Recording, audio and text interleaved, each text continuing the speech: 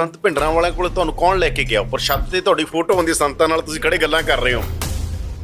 ਭਿੰਡਰਾਂਵਾਲਿਆਂ ਨੇ ਮੈਨੂੰ ਬੁਲਾਇਆ ਤੇ ਉਹਨਾਂ ਨੇ ਕਿਹਾ ਮੈਨੂੰ, ਫਾਰੂਕ ਸਾਹਿਬ ਤੁਹਾਨੂੰ एक गल याद होनी चाहिए कि साडा इन्होंने नाल नहीं चलेगा। फिर मैं इंदिरा गांधी के पास आया यहाँ, मैंने कोई रास्ता निकालना चाहिए भींडरांवाले से बात करने, नहीं तो हालत ख़त्म हो जाएगी। अगर पंजाब जल गया तो हम किधर जाएंगे? ना हम चीन जा सकते हैं ना हम पाकिस्तान जा सकते। ਕਹਿੰਦੇ ਸੰਤਾਂ ਨੇ ਵੀ ਸ਼ੇਖ ਸਾਹਿਬ ਬਾਰੇ ਕੋਈ ਗੱਲ ਕੀਤੀ ਸੀ ਉੱਥੇ। उन्होंने मैंने कहा भींडरांवाला जी ने कि मैं शेख साहब से मिला था एक दफ़ा, तो मैंने शेख साहब से भी यही कहा था आपका हमारे साथ ही चल सकता है, इन लोगों से नहीं चल सकता। ਉਹ ਕਨਵਿੰਸ नहीं हुए ਤੁਹਾਡੇ ਨਾਲ? वो भी तैयार हो गए बातचीत के लिए। तभी मैं दौड़ गया अमृतसर से, इंदिरा गांधी जी को फोन किया, सीधा घर गया उनके। पहले तो मेरे ऊपर ये लगाया गया जी चार्ज कि ये तो खालिस्तानी है, मगर किस्मत ਮੀਟਿੰਗ ਨਹੀਂ ਹੋਈ। ਉਹ मीटिंग ਕਹਿੰਦੇ ਕੁਝ ਲੋਕ ਨਹੀਂ ਚਾਹੁੰਦੇ ਸੀ, ਅਰੁਣ ਸਿੰਘ ਵਗੈਰਾ ਨਹੀਂ ਚਾਹੁੰਦੇ ਸੀ पूरा ਉਹ meeting। यकीन है कि कुछ ऐसे लोग थे ਜੋ जो चाहते नहीं थे, जो चाहते थे कि तबाही हो, बर्बादी हो। ਤੁਸੀਂ ਆਪਣੀ ਕਿਤਾਬ ਦੇ ਅੰਦਰ ਮਾਈ ਡਿਸਮਿਸਲ 'ਚ ਲਿਖਿਆਗਾ ਕਿ ਇਹ ਮੀਟਿੰਗ ਪਹਿਲਾਂ ਫਿਕਸ ਹੋਈ ਸੀ, ਜਿਹੜੀ ਸੰਤਾਂ ਨਾਲ ਫਿਕਸ ਹੋਈ ਸੀ ਜਾਂ AESF ਨਾਲ, ਅਕਾਲੀ ਦਲ ਨਾਲ, ਜੋ ਤੁਸੀਂ ਅੰਮ੍ਰਿਤਸਰ मेरी ਆਏ ਹੋ? मीटिंग ਜਦੋਂ ਤੁਹਾਨੂੰ ਕਿਹਾ ਖਾਲਿਸਤਾਨੀ ਹੈ, ਪਾਕਿਸਤਾਨੀ ਹੈ, ਕਿਹਨੇ ਕਿਹਾ ਇਹ ਕਸ਼ਮੀਰ 'ਚ ਕਿਹਾ ਜਾਂ ਇੱਥੋਂ ਕਿਹਨਾਂ ਨੇ ਇਹ ਤੁਹਾਡੇ ਤੇ ਪ੍ਰੈਪੋਗੰਡਾ ਜਿਹੜਾ ਚਲਾਇਆ? मैं जी चलाया जी, इन्होंने कहा जी देखो जी गुरुद्वारों में प्रैक्टिस कर रहे हैं क्या? ਇਹਨਾਂ ਨੇ ਕਿਹਾ ऐसे- ਕਸ਼ਮੀਰ 'ਚ ਟ੍ਰੇਨਿੰਗ ਚੱਲ ਰਹੀ ਹੈ ਗੁਰਦੁਆਰਿਆਂ 'ਚ। ਇਹ ਕਿਹਾ कहने की ट्रेनिंग चल रही है गुरुद्वारों में। ਕਾਂਗਰਸ ਨੇ ਜੋ ਸਿੱਖਾਂ ਨਾਲ ਕੀਤਾ, ਸਿੱਖਾਂ ਨੂੰ ਤਾਂ ਸਭ ਤੋਂ ਵੱਡਾ ਇਤਰਾਜ਼ ਕਾਂਗਰਸ ਤੇ ਰਿਹਾ। ਦਿੱਲੀ 'ਚ ਕੀ ਹੋਇਆ ਤੁਹਾਨੂੰ ਪਤਾ? मैं ਦਿੱਲੀ 'ਚ पता जिस वेले वो कतलेआम हुआ थे, मैं भूल नहीं सकता। मैनू तनु एक गल दसा, घर जल रहे थे, सब कुछ जल रहा था। मैंने उस वक्त फिर पंजाबी बाग गया, क्या हाल देखा, मैं बयान नहीं करना चाहता, वो दर्दनाक। मैं हैरान हो गया कि इंसान हैवान भी बन सकता है। वो पटियाला की रेजिमेंट थी, मैं छोटा लड़का था, मैं बाप के पीछे छुप गया जब मैंने इनको देखा 6 फुटर और इनके पगड़ी। उनके खून ने हमें आज़ादी दिलाई, मैं कभी भूल नहीं सकता। ਕਸ਼ਮੀਰ ਫਾਈਲ ਫਿਲਮ ਬਣੀ ਕਸ਼ਮੀਰ ਤੇ, ਤੁਸੀਂ ਦੇਖੀ ਉਹ ਫਿਲਮ? बड़ी झूठ, बहुत ही फरेब। अरे मुसलमान तो खुद मर रहा था, हम लोगों को कम शिकार किया उन लोगों जो पार ट्रेनिंग करके आए। मस्जिदों में निकाल के मार दिया, घरों में जाके मार दिया। मैंने मिनिस्टर्स को बमों से उड़ा दिया, घर से निकाल के गोली मार दी, मेरे खुद चचेरे भाई को मार दिया। ਫਾਰੂਕ ਅਬਦੁੱਲਾ ਦੀ ਨਜ਼ਰ 'ਚ ਦਿੱਲੀ ਕੀ ਹੈ? ਤੁਸੀਂ ਕਸ਼ਮੀਰ ਨੂੰ ਬਹੁਤ ਬਰੀਕੀ ਨਾਲ ਜਾਣਦੇ ਹੋ, ਜਿਵੇਂ ਪੰਜਾਬ 'ਚ ਵੀ ਕੁਝ ਲੀਡਰ ਹੋਇਆ ਜਿਹੜੇ ਪੰਜਾਬ ਨੂੰ ਉਸ ਤਰੀਕੇ ਨਾਲ ਜਾਣਦੇ ਸੀਗੇ। ਬਾਦਲ ਸਾਹਿਬ ਵੀ ਉਹਨਾਂ 'ਚੋਂ ਇੱਕ ਸੀਗੇ। ਤੁਹਾਨੂੰ ਕੀ ਲੱਗਦਾ ਇੰਡੀਅਨ ਡੀਪ ਸਟੇਟ ਦਾ ਜੋ ਰਿਸ਼ਤਾ ਹੋਣਾ ਚਾਹੀਦਾਗਾ ਜਾਂ ਦੇਖਣ ਦਾ ਨਜ਼ਰੀਆ ਹੋਣਾ ਚਾਹੀਦਾ, ਉਹ ਨਹੀਂ ਹੈਗਾ? मैंने प्रधानमंत्री से कहा, जनाब ਤੁਹਾਨੂੰ ਸਾਡੇ पे भरोसा नहीं, असानू ਤੁਹਾਡੇ पे भरोसा नहीं। ਤੁਹਾਡੇ ਤੇ ਵੀ ਅਟੈਕ ਹੋਇਆ ਸੀ। बहुत सख्त ग्रेनेड फेंके मेरे मस्जिद से। ਹੁਣ ਪਿੱਛੇ ਜੇ ਤੁਹਾਡੇ ਤੇ ਅਟੈਕ ਹੋਇਆ, ਇੱਕ ਪਿਸਤੌਲ ਨਾਲ ਪਿੱਛੋਂ ਲੈ ਕੇ ਤੁਹਾਨੂੰ ਮਾਰਨ ਆਉਣਾ ਚਾਹੁੰਦਾ, ਕਿਸੇ ਵਿਆਹ 'ਚੋਂ ਕੀ ਘਟਨਾ मैंने ਸੀ? याद है जी। ਜਿਹੜੀ ਇੰਡੀਅਨ ਸਟੇਟ ਦੀ ਪਾਲਿਸੀ ਹੈ, ਕੀ ਕਾਂਗਰਸ ਤੇ BJP ਉਹਦੇ 'ਚ ਫਰਕ ਪਾਉਂਦੀ ਹੈ ਕੋਈ ਜਦੋਂ ਕਸ਼ਮੀਰ ਦਾ ਕੁਐਸਚਨ ਆਉਂਦਾ, ਜਾਂ ਉਹ ਸੇਮ ਰਹਿੰਦੀ ਹੈ? ਕਿਉਂਕਿ ਇੱਕ ਵਾਰ ਇੰਦਰਾ ਗਾਂਧੀ ਨੇ ਤੁਹਾਨੂੰ ਡਿਸਮਿਸ ਕੀਤਾ ਸੀਗਾ ਐਜ਼ ਚੀਫ ਮਿਨਿਸਟਰ। बहुत फर्क है। ਸ਼ੇਖ ਸਾਹਿਬ ਨੇ ਤਾਂ ਬਹੁਤ ਕੁਝ ਦੇਖਿਆ ਸੀਗਾ। ਸ਼ੇਖ ਸਾਹਿਬ ਨੂੰ ਇਹ ਅਹਿਸਾਸ ਸੀ ਜਦੋਂ ਤੁਹਾਨੂੰ ਲਾਸਟ ਦਿਨਾਂ ਦੇ ਅੰਦਰ ਤੁਹਾਡੀਆਂ ਗੱਲਾਂ ਬਾਤਾਂ ਹੁੰਦੀਆਂ ਹੋਣਗੀਆਂ, ਸਾਰਾ ਕੁਝ ਕਿਸ ਤਰ੍ਹਾਂ ਦਾ ਰੱਖਣਾਗਾ? मेरे वालिद ने मुझे हर वक्त ये कहा कि रहना इस वतन के साथ, इन लोगों को भरोसा ही नहीं है। अरे कब भरोसा करोगे? ठीक है हम मुसलमान हैं, मगर हम भारतीय मुसलमान हैं, हम चीनी या अमरीकी या रूसी या पाकिस्तानी मुसलमान नहीं हैं। ਦਿੱਲੀ ਤੁਹਾਡਾ ਸਰੈਂਡਰ ਚਾਹੁੰਦੀ ਹੈ ਸਾਰਿਆਂ ਦਾ 1000%। ਥੋੜਾ ਬਹੁਤਾ ਤਾਂ ਪੋਲੀਟੀਸ਼ੀਅਨ ਨੂੰ ਕਰਨਾ ਹੀ ਪੈਂਦਾ ਜ਼ਿੰਦਗੀ ਸਰੈਂਡਰ। नीचे क्यों सरेंडर करें? मुझे यह बताइए ਮੈਂ क्यों? ਕਿਹਾ ਦਿੱਲੀ ਇਹ ਚਾਹੁੰਦੀ ਹੈ। क्यों वो चाहती है, मगर क्यों करे सरेंडर? क्या इंसान को अपनी इज्जत बेचनी है? बेहतर है आदि रोटी खाना इज्जत की बनस्बत जिल्लत की रोटी खाना। ਤੁਹਾਡੇ ਕੋਲੇ ਕੀ ਹੱਲ ਆ? ਜੇ ਕੋਈ ਤੁਹਾਨੂੰ ਪੁੱਛ ਲੇ, ਮੰਨ ਲਓ ਜੰਮੂ ਕਸ਼ਮੀਰ ਦੇ ਸਭ ਤੋਂ ਵੱਡੇ ਪਲੇਅਰ ਤੁਸੀਂ ਹੋਗੇ, ਤਾਂ ਹੱਲ ਕੀ ਹੈਗਾ? RSS ਦੇ ਇੱਕ ਵੱਡੇ ਲੀਡਰ ਨੇ ਦੱਤਾਤਰੇ ਹੋਸ ਬੋਲੇ, ਉਹਨਾਂ ਦਾ ਬਿਆਨ ਆਇਆ ਕਿ ਪਾਕਿਸਤਾਨ ਨਾਲ ਗੱਲਬਾਤ ਹੋਣੀ ਚਾਹੀਦੀ ਹੈਗੀ। जिस वेले मैं कहता सी कि मैं तो पाकिस्तानी, मैं तो भारत का दुश्मन, जब इनादी जमात का आदमी कहता है, कोई उसके ऊपर उंगल नहीं उठा रहा। ਸਟੇਟਹੁੱਡ ਦਾ ਮਸਲਾ ਹੁਣ ਇਹ ਵੀ ਹੈ ਕਿ ਮੁੱਖ ਮੰਤਰੀ ਕੋਲ ਕੋਈ ਪਾਵਰ ਨਹੀਂ ਹੈਗੀ ਜਾਂ ਉਮਰ सारे पावर जो है ना जी, आज लेफ्टिनेंट गवर्नर दे कोल है, सिक्योरिटी सारा कुछ लेफ्टिनेंट गवर्नर के पास है। चीफ मिनिस्टर को कभी बुलाया नहीं जाता। ये जो प्रॉब्लम है ये असल में है कहाँ? क्या ये जब देश बटा, टू नेशन थ्योरी की चर्चा होती है इस देश में, कहीं ना कहीं ये ऐसे कहा गया था कि वो मुल्क बन रहा है जो वो इस्लामिस्ट मुल्क बन रहा है, और ये कहा नहीं गया, इसको कहा सेकुलर गया, पर ये सेकुलर शुरू से ही नहीं था। ਪ੍ਰੋ ਪੰਜਾਬ ਟੀਵੀ ਤੇ ਤੁਹਾਡਾ ਸਵਾਗਤ ਹੈ। ਮੈਂ ਹਾਂ ਯਾਦਵਿੰਦਰ ਸਿੰਘ। ਪੰਜਾਬ ਤੇ ਕਸ਼ਮੀਰ ਦਾ ਰਿਸ਼ਤਾ ਬੜਾ ਗਹਿਰਾ, ਬੜਾ ਹਿਸਟੋਰੀਕਲ ਹੈ। ਕਸ਼ਮੀਰ ਕਿਸੇ ਦੌਰ 'ਚ ਸਿੱਖ ਰਾਜ ਦਾ ਹਿੱਸਾ ਵੀ ਰਿਹਾ। ਗੁਰੂ ਸਾਹਿਬਾਨ ਦਾ ਰਿਸ਼ਤਾ ਵੀ ਕਸ਼ਮੀਰ ਨਾਲ ਬੜਾ ਪਿਆਰਾ ਰਿਹਾ ਗਾ। ਕਸ਼ਮੀਰ ਦੀ ਧਰਤੀ ਬਹੁਤ ਇੰਪੋਰਟੈਂਟ ਹੈ ਤੇ ਪੰਜਾਬ ਦੀ ਧਰਤੀ ਵੀ। ਦੋਵੇਂ ਧਰਤੀਆਂ ਬੜੀਆਂ ਕੰਪਲੈਕਸ ਵੀ ਨੇ। ਦੋਵਾਂ ਨੇ ਬਹੁਤ ਵੱਡੇ ਜ਼ਖਮ ਝੱਲੇ ਨੇ। ਉਹ ਜ਼ਖਮ 84 ਦਾ ਹੋਵੇ ਜਾਂ ਕਸ਼ਮੀਰ ਦਾ ਉਹ 89 ਵਾਲਾ ਦੌਰ ਹੋਵੇ, ਬਹੁਤ ਕੁਝ ਦੇਖਿਆ। ਔਰ ਦੋਵਾਂ ਰਾਜਾਂ ਦੇ ਅੰਦਰ, ਕਸ਼ਮੀਰ 'ਚ ਵੀ ਪੰਜਾਬ 'ਚ ਵੀ, ਮਿਨੋਰਿਟੀ ਮੈਜੋਰਿਟੀ 'ਚ ਆ, ਯਾਨੀ ਸਿੱਖ ਦੇਸ਼ 'ਚ ਘੱਟ ਗਿਣਤੀ ਨੇ, ਮੁਸਲਮਾਨ ਦੇਸ਼ 'ਚ ਘੱਟ ਗਿਣਤੀ ਨੇ, ਪਰ ਕਸ਼ਮੀਰ 'ਚ ਬਹੁਤ ਗਿਣਤੀ ਨੇ ਤੇ ਪੰਜਾਬ 'ਚ ਸਿੱਖ ਬਹੁਤ ਗਿਣਤੀ ਨੇ। ਤਾਂ ਕਸ਼ਮੀਰ ਤੇ ਪੰਜਾਬ ਦੇ ਬਾਰੇ ਜਦੋਂ ਗੱਲ ਹੁੰਦੀ ਹੈ ਤਾਂ ਇੱਕ ਤਰ੍ਹਾਂ ਸਿਰਫ ਭਾਰਤ ਨਾਲ ਜੋੜ ਕੇ ਨਹੀਂ ਹੁੰਦੀ, ਦੱਖਣੀ ਏਸ਼ੀਆ ਦੇ ਸੰਦਰਭ 'ਚ ਵੀ ਹੁੰਦੀ ਹੈ ਕਿ ਸਾਊਥ ਏਸ਼ੀਆ ਦੇ ਅੰਦਰ ਕਸ਼ਮੀਰ ਤੇ ਪੰਜਾਬ ਕਿਉਂਕਿ ਬਾਰਡਰ ਦੇ ਉੱਤੇ ਲੱਗਦੇ ਨੇ, ਤਾਂ ਦੋਵਾਂ ਦੀ ਗੱਲ ਇੰਟਰਨੈਸ਼ਨਲ ਪਲੇਟਫਾਰਮ 'ਤੇ ਚਲੀ ਜਾਂਦੀ ਆ। ਅੱਜ ਇਹਨਾਂ ਸਾਰੇ ਮਸਲਿਆਂ 'ਤੇ ਗੱਲਬਾਤ ਕਰਨ ਲਈ ਸਾਡੇ ਨਾਲ ਜੰਮੂ ਕਸ਼ਮੀਰ ਦੇ ਸਾਬਕਾ ਮੁੱਖ ਮੰਤਰੀ ਤੇ ਖਾਸ ਤੌਰ 'ਤੇ ਮੈਂ ਕਹੂੰਗਾ ਦੱਖਣੀ ਏਸ਼ੀਆ ਦੇ ਸਭ ਤੋਂ ਵੱਡੇ ਲੀਡਰਾਂ 'ਚੋਂ ਇੱਕ ਫਾਰੂਕ ਅਬਦੁੱਲਾ ਸਾਡੇ ਨਾਲ ਨੇ। ਗੱਲਬਾਤ ਕਰਾਂਗੇ ਪੰਜਾਬ ਨਾਲ ਉਹਨਾਂ ਦੀ ਸਾਂਝ ਕਿਵੇਂ ਰਹੀ, ਪੰਜਾਬੀ ਨਾਲ, ਸਿੱਖ ਧਰਮ ਨਾਲ, ਔਰ ਕਸ਼ਮੀਰ 'ਚ ਕੀ ਹੋ ਰਿਹਾ, ਕਿਉਂਕਿ ਸਟੇਟਹੁੱਡ ਦੀ ਲੜਾਈ ਦੀ ਗੱਲ ਚੱਲ ਰਹੀ ਹੈ। ਸਵਾਗਤ ਕਰਦੇ ਹਾਂ। ਸਵਾਗਤ ਹੈ ਸਰ। ਸਤਿ ਸ਼੍ਰੀ ਅਕਾਲ ਜੀ। ਸਤਿ ਸ਼੍ਰੀ ਅਕਾਲ ਜੀ। ਵਾਹਿਗੁਰੂ ਜੀ ਦਾ ਖਾਲਸਾ ਤੇ ਵਾਹਿਗੁਰੂ ਜੀ ਦੀ ਫਤਿਹ। ਸਰ, ਸ਼ੁਰੂ ਮੈਂ ਇੱਥੋਂ ਹੀ ਕਰਨਾ ਚਾਹੁੰਦਾ। ਸਭ ਤੋਂ ਪਹਿਲਾਂ ਸਟੇਟਹੁੱਡ ਦੀ ਲੜਾਈ ਚੱਲ ਰਹੀ ਹੈ। ਸੁਪਰੀਮ ਕੋਰਟ ਤੱਕ ਇਹ ਕਿਹਾ ਗਿਆ ਸੀਗਾ, ਸੁਪਰੀਮ ਕੋਰਟ ਦੇ ਅੰਦਰ ਵੀ ਗੱਲਾਂ ਬਾਤਾਂ ਹੋਈਆਂ, ਮੋਦੀ ਸਰਕਾਰ ਨੇ ਵੀ ਗੱਲਾਂ ਕਿ ਬਹਾਲ ਕਰ ਦਾਂਗੇ। ਹੁਣ ਕਿਉਂ ਸਟੇਟਹੁੱਡ ਬਹਾਲ ਨਹੀਂ ਹੋ ਰਹੀ ਸਰ? ਗੱਲ ਇਹ ਹੈ ਜੀ ਕਿ ਇਹਨਾਂ ਨੇ ਵਾਅਦਾ ਕੀਤਾ ਸੀ ਕਿ ਪਹਿਲੇ ਡੀਲਿਮਿਟੇਸ਼ਨ ਹੋਊਗੀ, ਉਸ ਦੇ ਬਾਅਦ ਫਿਰ ਇਲੈਕਸ਼ਨ ਹੋਣਗੇ ਅਤੇ ਇਲੈਕਸ਼ਨ ਦੇ ਬਾਅਦ ਅਸੀਂ ਤੁਹਾਡਾ ਸਟੇਟਹੁੱਡ ਰਿਸਟੋਰ ਕਰ ਦੇਂਗੇ, ਤੁਹਾਨੂੰ ਵਾਪਸ ਕਰ ਦੇਂਗੇ। ਅੱਜ ਕਰੀਬਨ 2 ਸਾਲ ਹੋ ਗਏ, ਡੀलिमिटेशन भी हो गई, इलेक्शन भी हो गए, और ये वादा इन्होंने पूरा नहीं किया। उन्होंने वादा रियासत पे आके भी किया सी, ये मोदी का वादा है और ये मोदी पूरा करेगा। तो जिस दिन पार्लियामेंट का से इजलास शुरू हो गया, असां ने फैसला किया कि असी इत्थे आवांगे और इत्थे इन्हों याद दिलांगे कि इन्हों का वादा जो है उसनों पूरा करो।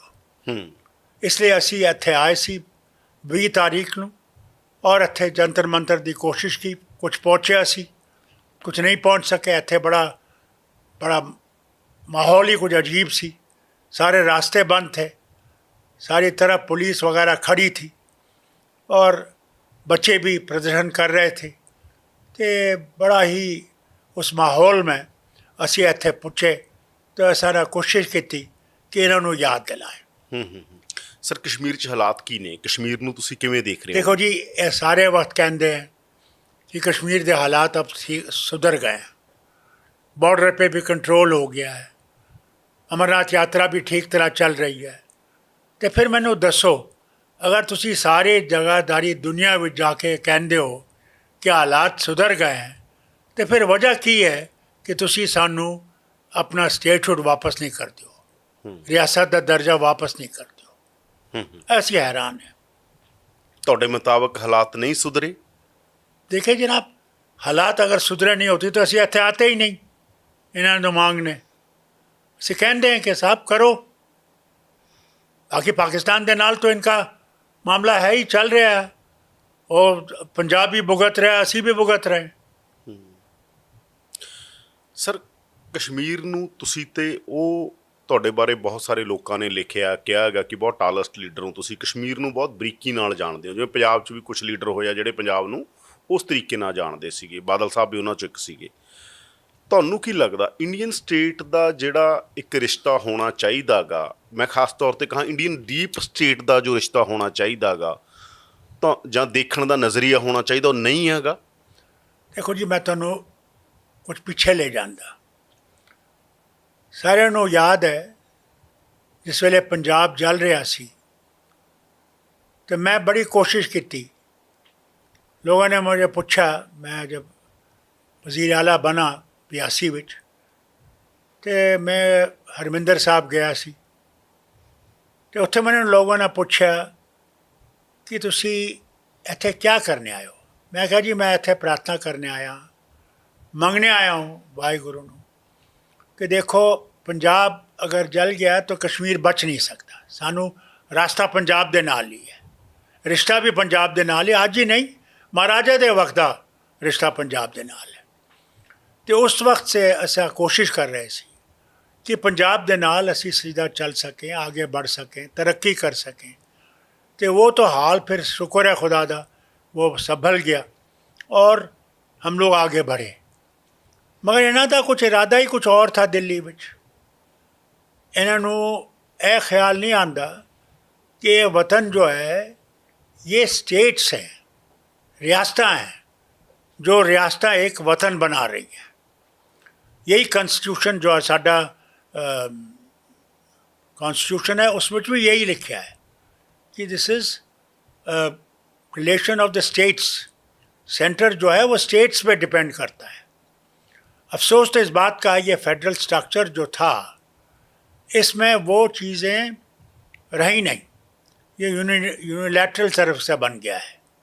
अब रियासतों का कोई इन्हें तवज्जो ही नहीं दी जाती, सारा कुछ मरकज़ ने अपने पास अब दबा रखा है और ये एक गलत चीज़ है, क्योंकि रियासतें ही मरकज़ को बनाती हैं, मरकज़ को मजबूत करती हैं। अगर रियासतें ही कमज़ोर हो गई फिर कितने जाएगा सेंटर। तो ऐसे भी कोशिश यही करना कि सब मेहरबानी करके तुसी इन्हां चीज़ों को देखो, साड़ी मुश्किलें जो है तुसी दूर करो। असी साड़ी तरफ एक तरफ तो चीन बैठा हुआ, दूसरी तरफ पाकिस्तान है। असी बड़ी मुश्किल रियासत और दूजा असी ताज है हिंदुस्तान का, तो ताज तो चमकना चाहिए, मुकुट चमकना चाहिए। उसी तरफ तवज्जो ही नहीं। फारूक अब्दुल्ला दी नज़र च दिल्ली की है अज तक? दिल्ली नूं तुसीं किवें अंडरस्टैंड कीता? मैं जी एक तुहानूं दसां, इत्थे जब असी आए थे कोविड विच प्रधानमंत्री से मिलने भी, उस वेले भी मैंने प्रधानमंत्री से कहा जनाब तुहानूं साडे पे भरोसा नहीं, असानूं तुहाडे पे भरोसा नहीं। इस भरोसे नूं असां ने पैदा करना है और भरोसा आप लोग पैदा कर सकते हो। तो वज़ीर आज़म ने भी उस वेले जवाब दिता कि दिल्ली की दूरी और कश्मीर की दूरी नूं उस ठीक करांगे और इस दूरी नूं दूर करांगे। अज इतने साल हो गए, किथे वो दूरी ख़त्म करने की गल? यही तो मुश्किल है। इन्होंने भरोसा करना चाहिए। अरे हिंदुस्तान एक मज़हब का नहीं है, इत्थे बड़े मज़हब है, बड़ी ज़बाना है, बड़े कल्चर हैं। यही हिंदुस्तान नूं बनांदा है। कि तुसी किस तरह कहते हो नहीं जी एक ही चीज़ चलेगी, वो हो ही नहीं सकता। लोग पंजाबी बोलते हैं, कश्मीरी बोलते हैं, शिनू बोलते हैं, तमिल बोलते हैं, तेलुगु बोलते हैं, मलयालम बोलते हैं, बंगाली, मराठी, कितनी ज़बानें हैं साडे वतन विच, पुछो ही नहीं।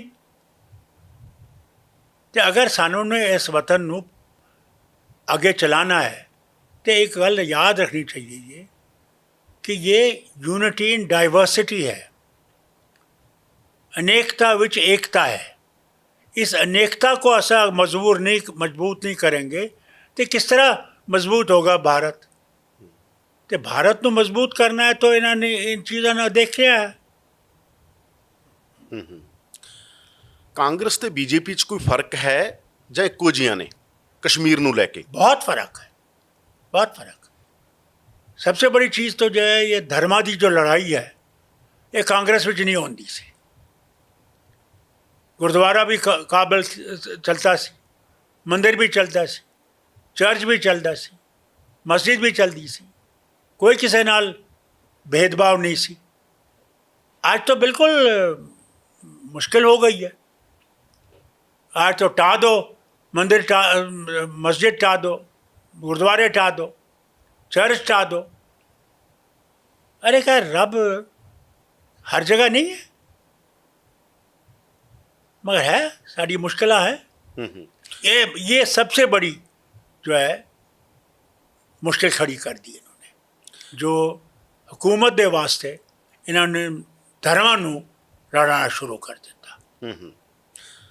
ਧਾਰਾ 370 ਤੋਂ ਬਾਅਦ ਕੀ ਫਰਕ ਪਿਆ ਤੁਹਾਨੂੰ ਲੱਗਦਾ? ਧਾਰਾ 370 देखिए जी, ਦੇ ये ਬਾਰੇ कहते ਤੁਹਾਡਾ सी ये कहते सी कि सारी चीज़ें 370 की जिम्मेवारी है।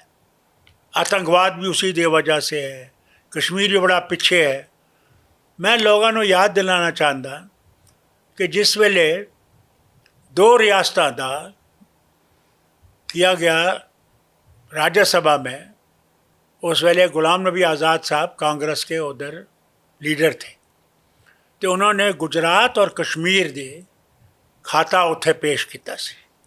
उस विच कश्मीर जो सी, जम्मू कश्मीर सारे गुजरात से बेहतर सी हर चीज़ विच। तो फिर 370 तो उस वेले भी सी। अच्छा, जब इन्होंने कहा कि आतंकवाद ख़त्म हो जाएगा, मैनू यह दसो क्या आतंकवाद इन्हें ख़त्म कर दिता सी? तुहानू याद होगा जिस वेले इन्होंने 370 हटाना सी, उस वेले अमरनाथ यात्रा चल रही सी, उस वे टूरिस्ट से कश्मीर विच, तो इन्हें झूठ बोलिया कि जनाब एक पिटा गन कोई गन है जो मिली है जी उत्थे अमरनाथ यात्रा पे, तो ये अमरनाथ यात्रा बंद कर दो जी, सारे टूरिस्ट को निकाल दो। असली मकसद ये सी कि 370 ख़त्म करना है, और झूठ बना के कि जनाब खतरा है, वो सब किया।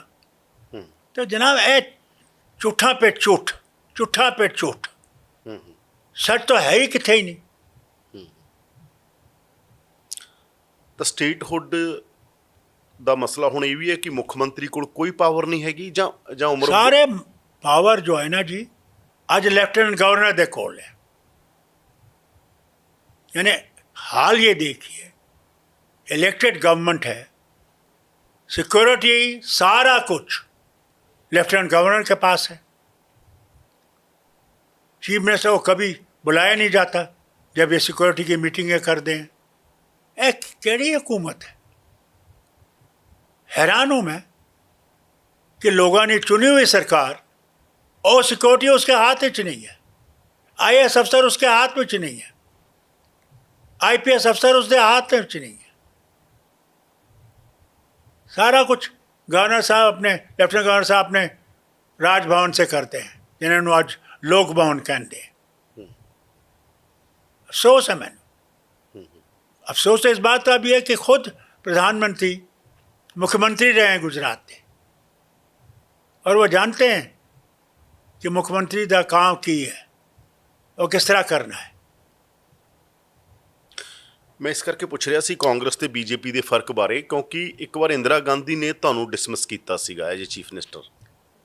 एक बार ਉਹ ਵੀ ਇੱਕ ਦੌਰ ਸੀ, ਇੱਕ ਵਾਰ ਨਹੀਂ ਕਈ ਵਾਰ, ਪਰ ਇੱਕ ਦੌਰ ਆ ਜਿਹੜਾ 84 ਚ। मैं कहना जी, वो तो ज़माना ही कुछ और सी।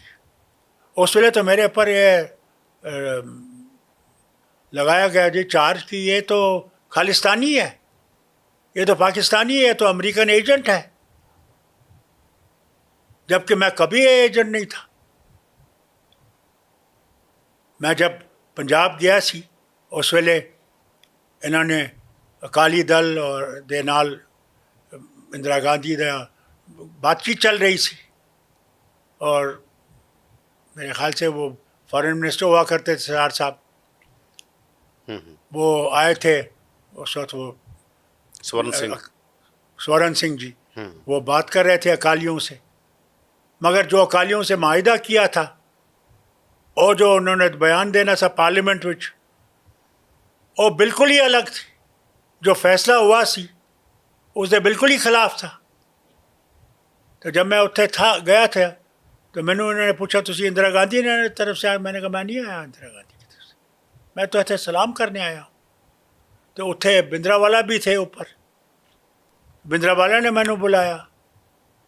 तो जब बिंद्रावाला ने मैंने बुलाया, मैंने उन्होंने कहा सिक्योरिटी नहीं आ सकती। मैं कहा फिर मैं नहीं आ सकता। तो अगर सिक्योरिटी नहीं आएगी, अगर कुछ हो गया तो उनके तो बेचारों का ख़त्म हो जाएगा सब कुछ। तो वो भी आए, तो मुझसे बात की उन्होंने। तो उन्होंने क्या मैनू फारूक साहब ਤੁਹਾਨੂੰ एक गल याद होनी चाहिए कि साडा इन्होंने नाल नहीं चलेगा। मैं कहा नहीं, मेरे वालिद ने मैंने कहा है हिंदू मुस्लिम सिख ईसाई हम सब हैं भाई भाई, हमने चलना है इसमें। फिर मैं इंदिरा गांधी के पास आया यहाँ उसी वक्त। मैंने कोई रास्ता निकालना चाहिए भिंडरावाला से बात करने की, नहीं तो हालत ख़त्म हो जाएगी। अगर पंजाब जल गया तो हम किधर जाएंगे? ना हम चीन जा सकते हैं, ना हम पाकिस्तान जा सकते हैं, हमारे तो कोई रास्ता ही नहीं है। फिर कोशिश की थी कि गलबात हो। उस दिन महाराजा पटियाला अमरिंदर सिंह जी भी उस से थे, राजीव गांधी से, मगर फिर अपने मेहरबान जितने हैं यहाँ पे उन्होंने ये बात चलने नहीं दी। फिर आप जानते हो फिर क्या हुआ। ਤੁਸੀਂ ਆਪਣੀ ਕਿਤਾਬ ਦੇ ਅੰਦਰ ਮਾਈ ਡਿਸਮਿਸਲ 'ਚ ਲਿਖਿਆਗਾ ਕਿ ਇਹ ਮੀਟਿੰਗ ਪਹਿਲਾਂ ਫਿਕਸ ਹੋਈ ਸੀ, ਜਿਹੜੀ ਸੰਤਾਂ ਨਾਲ ਫਿਕਸ ਹੋਈ ਸੀ ਜਾਂ AESF ਨਾਲ, ਅਕਾਲੀ ਦਲ ਨਾਲ, ਜੋ ਤੁਸੀਂ ਅੰਮ੍ਰਿਤਸਰ ਆਏ ਹੋ? मीटिंग कोई फिक्स नहीं हुई थी। ਨਹੀਂ, ਕਿਤਾਬ 'ਚ ਤੁਸੀਂ ਲਿਖਿਆਗਾ ਕਿ ਮੈਂ ਜਦੋਂ ਜਾਣਾ ਸੀਗਾ, ਜਦੋਂ ਅੰਮ੍ਰਿਤਸਰ ਜਾਣਾ ਸੀ। मैंने जाना सी उत्थे हरमिंदर साहब ਮੱਥਾ ਟੇਕਣ ਜਾਣਾ ਸੀ। मत्थन टेका। मैंने कोई इरादा नहीं सी किसी से, मैंने पता ही नहीं से ये उत्थे है। ਤਾਂ ਤੁਸੀਂ ਥੋੜਾ ਜਿਹਾ ਦੱਸੋਗੇ ਮੀਟਿੰਗ ਬਾਰੇ? ਜਦੋਂ ਤੁਸੀਂ ਮਿਲੇ ਪਹਿਲਾਂ ਅਕਾਲੀ ਦਲ ਨਾਲ देखो ਮੀਟਿੰਗ जी, ਹੋਈ? जब मैं अकाली दल ने मिला, ਅੱਛਾ ਜੀ। अकाली दल ने मैंने ਹਰਚੰਦ ਸਿੰਘ ਲੌਂਗੋਵਾਲ ਨੂੰ ਮਿਲੇ ਸੀ? उत्थे जनाब सारे अकाली दल थे। ਬਾਦਲ ਵੀ ਸੀ, बादल ਲੌਂਗੋਵਾਲ- भी थी, बरनाला भी थी, लौंगोवाल भी थी। ये लौंगोवाल भी थे, और जो वो अपने उनके फाइनेंस में से हुआ करते थे वो भी थे। तो सारे थे ये अकाली नीचे बैठे हुए। तो इनने भी पूछा क्या तुसी इंदिरा गांधी ने? मैं कहा मैं इंदिरा गांधी ने नहीं आया। तो इन्होंने मैंने सुनाया कि जो गलबात इन्होंने इंदिरा गांधी के से उनसे की थी, तो उसमें यही था कि जो फैसला किया था कि इसका ये गुरुद्वारे में करांगे 12 बजे और थे वो पार्लियामेंट में कहेगी। तो जो फैसला थी जो उसका बिल्कुल ही उल्टा हो गया था। यानी जो फैसला किया था वो हुआ ही नहीं, गलत किया था। ਸੰਤ ਭਿੰਡਰਾਂ ਵਾਲਿਆਂ ਕੋਲ ਤੁਹਾਨੂੰ ਕੌਣ ਲੈ ਕੇ ਗਿਆ? ਉੱਪਰ ਛੱਤ ਤੇ ਤੁਹਾਡੀ ਫੋਟੋ, ਅਸੀਂ ਗੂਗਲ ਜਦੋਂ ਕਰਦੇ ਆ ਨਾ, हाँ, वो ਤੁਹਾਡੀ ਫੋਟੋ ਹੁੰਦੀ ਸੰਤਾਂ ਨਾਲ, ਤੁਸੀਂ ਖੜੇ ਗੱਲਾਂ ਕਰ ਰਹੇ उन्होंने ਹੋ। मैं नीचे से ना जी, उन्होंने पता लग गया मैं आ गया हूँ, उन्होंने मुझे बुलाया। मैंने तो पता ही नहीं है, मैंने कभी भिंडरावाला से मिला ही नहीं था। और वहाँ तो जो मैंने देखे सारे जवान, कोई 20-22 साल से नीचे ही सारे थे। और मैं ज़बरदस्त जो हालत हो रही थी पंजाब में, ज़बरदस्त उनमें गुस्सा था। इतना गुस्सा मैं बयान नहीं कर सकता। और मुझे डर लग गया कि अगर यही हाल रहा तो मुश्किल हो जाएगी और कोई रास्ता निकालना पड़ेगा इनको बातचीत से, मगर वो हुआ नहीं। ਕਹਿੰਦੇ ਆ ਸੰਤਾਂ ਨੇ ਵੀ ਸ਼ੇਖ ਸਾਹਿਬ ਬਾਰੇ ਕੋਈ ਗੱਲ ਕੀਤੀ ਸੀ ਉੱਥੇ? ਸ਼ੇਖ ਸਾਹਿਬ ਬਾਰੇ ਉਹਨਾਂ ਨੇ ਕੋਈ ਕੀਤੀ ਸੀ? उन्हें मैंने कहा भिंडरावाला जी ने कि मैं शेख साहब से मिला था एक दफ़ा, तो मैंने शेख साहब से भी यही कहा था कि आपका हमारे साथ ही चल सकता है, इन लोगों से नहीं चल सकता। ਤੁਹਾਡੇ ਜਦੋਂ ਤੁਸੀਂ ਉਹਨਾਂ ਨੂੰ ਸਮਝਾਇਆ ਕਿ ਇਹ ਤਾਂ मैंने कहा ਆਪਾਂ ਨੂੰ कि ਰਸਤਾ ਕੋਈ ਰਸਤਾ ਹੋਰ ਕੱਢਣਾ मैंने ਪੈਣਾ, कहा ਤਾਂ ਕਨਵਿੰਸ आतंकवाद का ਨਹੀਂ। रास्ता नहीं चलेगा। ਹਾਂ, ਮੈਂ ਉਹੀ ਕਹਿ ਰਿਹਾ, ਕਨਵਿੰਸ ਨਹੀਂ ਹੋਏ ਤੁਹਾਡੇ मैंने ਨਾਲ? वो भी तैयार हो गए बातचीत के लिए। उन्होंने कहा कोई बातचीत करने की तैयार ही नहीं है। तभी मैं दौड़ गया उसी वक्त, उसी वहीं से मैंने अमृतसर से मिसेस इंदिरा गांधी जी को फ़ोन किया कि मैं ज़रूरी आपसे मिलना चाहता हूँ, और सीधा घर गया उनके और उनसे कहा कि कोई रास्ता ढूंढना पड़ेगा। उन्होंने मुझे क्या करें? मैंने कहा जी दो ही चीज़ें हैं, एक अमरिंदर महाराजा जो हैं ये अकाली से भी रहे हैं, कांग्रेस में भी रहे हैं, और इनका बड़ा ज़बरदस्त वहाँ पे एक रोल है। तो अगर ये और राजीव जाए, क्योंकि राजीव कोई नमक मिर्ची नहीं लगाएगा, सही बात करेगा, जो आपसे बात करेगा वो उससे भी बात करेगा। लीडर लोग तो अपना कुछ लगाएंगे मसाला, तो उनने मान लिया। मगर किस्मत ਮੀਟਿੰग ਨਹੀਂ ਹੋਈ ਉਹ? मीटिंग ਕਹਿੰਦੇ ਕੁਝ ਲੋਕ ਨਹੀਂ ਚਾਹੁੰਦੇ ਸੀ, ਅਰੁਣ ਸਿੰਘ ਵਗੈਰਾ ਨਹੀਂ मैंने ਚਾਹੁੰਦੇ ਸੀ पूरा ਉਹ meeting। यकीन है कि कुछ ऐसे लोग थे जो जो चाहते नहीं थे, जो चाहते थे कि तबाही हो, बर्बादी हो। और आप देखते हैं उसका हाल क्या हुआ। इंदिरा गांधी को भी अपनी ज़िंदगी से खेलना पड़ा उसमें। वो खुद पॉपुल जैकर जो है उनके बहुत करीब थी। वो लिखती है अपनी किताब में कि लोगों ने उसको गलत फैसला करने के लिए का रास्ता दिखाया और कहा उसने कि अब तो मेरी ज़िंदगी नहीं बचने वाली। ਜਦੋਂ ਤੁਹਾਨੂੰ ਕਿਹਾ ਖਾਲਿਸਤਾਨੀ ਹੈ, ਪਾਕਿਸਤਾਨੀ ਹੈ, ਕਿਹਨੇ ਕਿਹਾ ਇਹ ਕਸ਼ਮੀਰ 'ਚ ਕਿਹਾ ਜਾਂ ਇੱਥੋਂ ਕਿਹਨਾਂ ਨੇ ਇਹ ਤੁਹਾਡੇ ਤੇ ਪ੍ਰੈਪੋਗੰਡਾ ਜਿਹੜਾ ਚਲਾਇਆ? मैं जी चलाया जी, इन्होंने कहा जी देखो जी गुरुद्वारों में प्रैक्टिस कर रहे हैं। अरे यार गोली अगर गुरुद्वारे में चलेगी क्या लोग नहीं सुनेंगे? ਕਸ਼ਮੀਰ 'ਚ हाँ नहीं सुनेंगे क्या? ਅੱਛਾ, ਇਹਨਾਂ ਨੇ ਕਿਹਾ ऐसे- ਕਸ਼ਮੀਰ 'ਚ ਟ੍ਰੇਨਿੰਗ ਚੱਲ ਰਹੀ ਹੈ ਗੁਰਦੁਆਰਿਆਂ 'ਚ, ਇਹ ਕਿਹਾ? कहने की ट्रेनिंग चल रही है गुरुद्वारों में। बिल्कुल झूठ, कुछ नहीं था। हमारे सिख कभी भी आतंकवाद के साथ नहीं रहे, कभी नहीं। वो बिल्कुल सीधा साधे लोग हैं, अपने कामों में लगे हुए हैं और भारतीय हैं। जो कभी उनने भारत के खिलाफ कोई कभी कुछ नहीं किया। बल्कि आज भी देखिए, जब सानू इस वेले राज्यसभा दी सीटें आई, हमने पहली दफ़ा 47 के बाद ਸਿੱਖ ਐਮਪੀ सिख एमपी बनाया। हमने कहा इनको भी हक है, ये भी अपनी बात कर सके, अपने मसले सुना सके, अपनी हालत ठीक कर सके। ਜਿਹੜਾ ਇਹ ਮੈਂ ਕਹਿ ਰਿਹਾ ਸੀਗਾ ਕਿ ਪਾਲਿਸੀ ਜਿਹੜੀ ਇੰਡੀਅਨ ਸਟੇਟ ਦੀ ਪਾਲਿਸੀ ਹੈ, ਕੀ ਕਾਂਗਰਸ ਤੇ ਬੀਜੇਪੀ ਉਹਦੇ 'ਚ ਫਰਕ ਪਾਉਂਦੀ ਹੈ ਕੋਈ ਜਦੋਂ ਕਸ਼ਮੀਰ ਦਾ ਕੁਐਸਚਨ ਆਉਂਦਾ, ਜਾਂ ਉਹ ਸੇਮ ਰਹਿੰਦੀ ਹੈ? ਕਿਉਂਕਿ ਇੰਦਰਾ ਗਾਂਧੀ ਨੇ ਜੀ, ਤੁਹਾਨੂੰ ਵੀ ਮੈਂ ਤਾਂ ਤੁਹਾਨੂੰ ਡਿਸਕਸ ਇੱਕ ਗੱਲ ਕੀਤਾ ਨਾ 84 'ਚ, ਤੁਸੀਂ 83 84 'ਚ ਦੇ ਛੱਡੋ, ਮੈਂ ਕਹਿੰਦਾ ਜੀ 370 ਹੈ, इसਨੂੰ खोखला बनाया है पहले कांग्रेस ने। इसमें बहुत कुछ खत्म हो गया था, जो भी कर सके। इन्हें जिस भी मुख्यमंत्री को बनाया वहाँ पे शेख साहब को गिरफ्तार करने के बाद, वो बख्शी साहब हों, वो सादिक साहब हों, वो मीर कासिम साहब हों, इन सब ने 370 को आहिस्ता आहिस्ता अलग कर दिया। तो कांग्रेस तो जिम्मेदार थी पहले से। ਕਿਉਂਕਿ ਰਾਹੁਲ ਗਾਂਧੀ ਹੁਣ ਬੜੀ ਗੱਲ ਐਕਸਟੈਂਡ ਕਰਦੇ ਨੇ, ਉਹ ਤਾਂ ਇੱਥੋਂ ਤੱਕ ਯੂਨੀਅਨ ਆਫ ਸਟੇਟ ਤੇ ਆ ਜਾਂਦੇ ਨੇ, ਕਹਿੰਦੇ ਇੰਨਾ ਜ਼ਿਆਦਾ ਅਲਟਰਾ ਫੈਡਰਲ ਸਟਰਕਚਰ ਹੋਣਾ ਚਾਹੀਦਾ ਇੰਡੀਆ 'ਚ। ਤੁਹਾਨੂੰ ਪਤਾ ਨਾ ਪਿੱਛੇ ਜੇ ਉਹ ਬਾਹਰ ਦੀ ਯੂਨੀਵਰਸਿਟੀ 'ਚ ਬੋਲ ਕੇ ਆਇਆ, ਪਰ ਇਹਦੀ ਸ਼ੁਰੂਆਤ ਤੇ ਕਾਂਗਰਸ ਨੇ ਕੀਤੀ ਸੀ, ਇਹਦੀ ਭੁਗਤ ਭੋਗੀ ਹੁਣ ਕਾਂਗਰਸ ਖੁਦ ਬਣੀ ਹੋਈ ਹੈ। मैं कहता हूँ जी कई गलतियाँ कांग्रेस की भी है, ऐसे कोई बात नहीं है कि नहीं है। पहले इलेक्शन कमीशन ये टोटली ऑटोनमस होना चाहिए था। इसमें ऐसे लोग होने चाहिए थे जिन पे सारे वतन को भरोसा हो, वो नहीं कर सके। फिर आज आप देखते हैं जुडिशरी में क्या हालत है। इसको भी ठीक किया जा सकता था उस वक्त।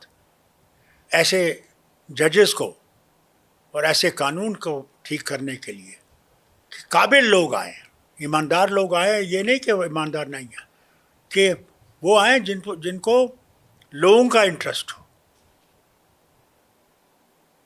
लोगों के पास आखिरी कदम जो है वो कोर्ट है। अगर कोर्ट में उनको इंसाफ नहीं मिलेगा तो फिर कहाँ जाएंगे? तो सबसे बड़ी जगह तो वही है। यहाँ भी फेल हो गए। कई चीज़ें हैं, मगर वक्त है ठीक करने का। ये नहीं है कि ठीक नहीं हो सकती। ਕਿਉਂਕਿ ਕਾਂਗਰਸ ਨੇ ਜੋ ਸਿੱਖਾਂ ਨਾਲ ਕੀਤਾ, ਸਿੱਖਾਂ ਨੂੰ ਤਾਂ ਸਭ ਤੋਂ ਵੱਡਾ ਇਤਰਾਜ਼ ਕਾਂਗਰਸ ਤੇ ਰਿਹਾ। ਜਿਹੜੇ ਕਮਿਊਨਲਿਜ਼ਮ ਦਾ ਹੁਣ ਰੌਲਾ ਪਾਉਂਦੇ ਨੇ, ਸਿੱਖਾਂ ਨੂੰ ਲੱਗਿਆ ਦਿੱਲੀ 'ਚ ਕੀ ਹੋਇਆ ਤੁਹਾਨੂੰ ਪਤਾ? ਦਿੱਲੀ 'ਚ मैं ऐसे सी उस वेले जिस वेले वो कत्लेआम हुआ थे, मैं भूल नहीं सकता। मैनू तुहानू एक गल दसां, मैनू गुजराल साहब ने फ़ोन किया भोगल विच, हमारे जनरल जिन्होंने बांग्लादेश को आज़ाद करवाया, जनरल जे सिंह अरोड़ा साहब, वो वहाँ फंसे हुए थे। तो मुझे कहा फारूक आप आओ, जनरल को निकालना है वहाँ से, वहाँ हालत बहुत ख़राब है। तो मैंने गुजारिश की, मैंने कहा जनरल साहब से कहिएगा ज़रा यूनिफॉर्म भी लगाएं, यूनिफॉर्म लगा के निकले। तो मैंने पहले गुजराल साहब को उठाया, फिर इनके घर गया। वहाँ बेचारे 4 सिपाही उनके पास थे और जल रहा था हर तरफ से, घर जल रहे थे, सब कुछ जल रहा था। उस हालत में मैंने देखा जब जनरल अरोरा घर से निकले, वो सूट लगाए हुए थे। जब गाड़ी में बैठे मैंने कहा जनाब मैं आपको यूनिफॉर्म लगानी थी।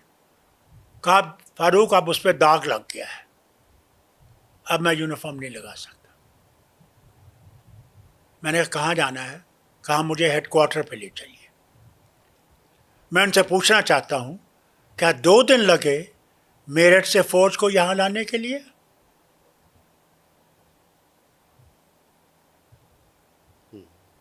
गुजराल साहब को पहले घर में छोड़ा, इनको वहाँ ले गया। फिर मैंने कहा जनाब मैं आपका इंतज़ार करूँ? कहा नहीं, अब मैं ख़ुद पहुँचूँगा। मैंने उस वक्त फिर पंजाबी बाग गया अपने लीडरों के साथ। क्या हाल देखा मैं बयान नहीं करना चाहता, वो दर्दनाक चीज़ मैं नहीं दिखाना चाहता, क्योंकि मैं वो ज़ख़म फिर से ताज़ा नहीं करना चाहता। क्या देखा मैंने, वो मैं हैरान हो गया कि इंसान हैवान भी बन सकता है।